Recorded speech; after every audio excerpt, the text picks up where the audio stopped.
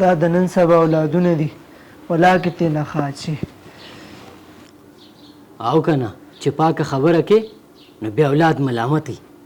خپله په دې ځوانۍ کې کمې نخرې کړي چې اوس مونږ ته لګې دلته مزه د سره مه کښېنه په وخت راځه بلا بلا بلا دماغ دې مونږ له خراب کړو بوډا شوي خو بس د خبرو نه وانه اوښتې صبر وکړه ته خو په خبره نه پوهېږې چې د ملګرو پلار ته دې زنګ ووهم چې دا بچي دې منې که ګوره سم شه هغې پورې کار نه لري هغې ته زنګ مه وه ای بوډا تا ته یم نو هغې پورې څه له کار لري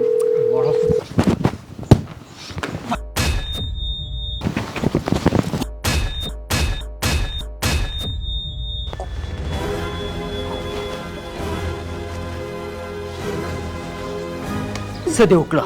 اخر دې م راباندې ځان خوږ کړه که نه اوس به تا په هسپتالونو ګرځو چې د خدای نه ونه یارېږي او چېرته کنده کې واچې نو هملته به ته حصه وځي وای خاندي نه ما کومه ټوکه وکړه یا مې کومه لطیفه وکړه چې ته خاندي خاندمه ځکه چې ته ملامته نه یې ما مې چې څه د پلار سره کړي هماغه نن تا ما سره وکړه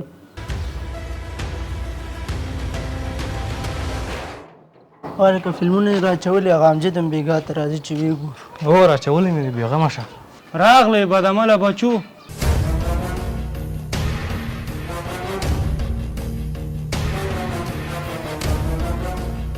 یا پلاره ته ولې موږ ته بدعمله وې موږ ستا کومه خبره نه ده منلې چې ته مو نه بخي الله موږ نه بخي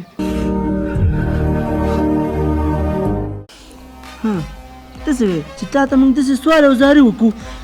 خپه خو د خدای در باندې ماته کړې ده بله به در باندې زه در ماته کړمه بچې دا کرل ریبل دي څنګه چې نن تاسو ما سره کوئ داسې به سبا تاسو سره هم کېږي پرېږده مړه بیا به هغې سره ګورو او تا موږ ته څه شی کړی د دې پلار نه پلار ښه دی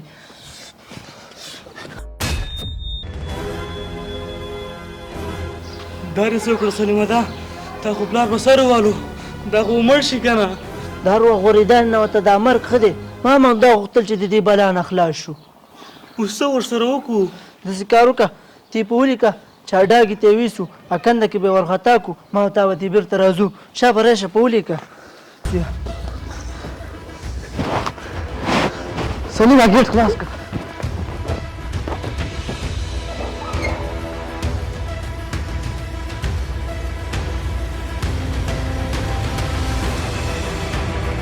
څوک هم ونه ګوري په قلاره قلاره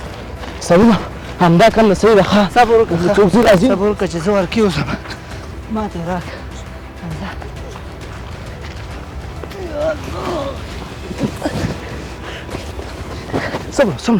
څومره هله دا خو اوس هم ژوندی دی د پیشو سای ده دا سم چې ما سره وکړل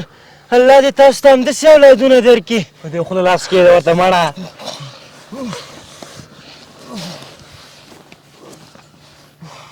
څه اوس مړ شوه خولې ورته کېږده په سر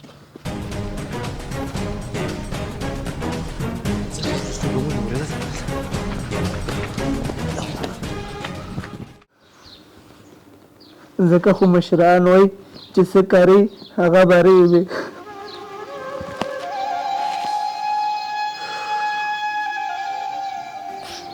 بس که پلاره نور مه ژاړه ما ته احساس وشو که زه هم تاسو سره هغسې سلوک وکړم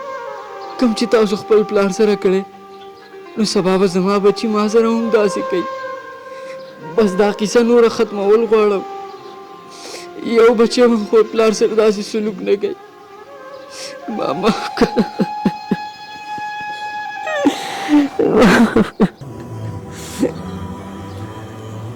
قدرمنو کتونکو د ویډیو نه هدف عامه پوهاوی نو د خپلو والدینو قدر وکړئ چې سبا ستاسو اولادونه ستاسو قدر وکړي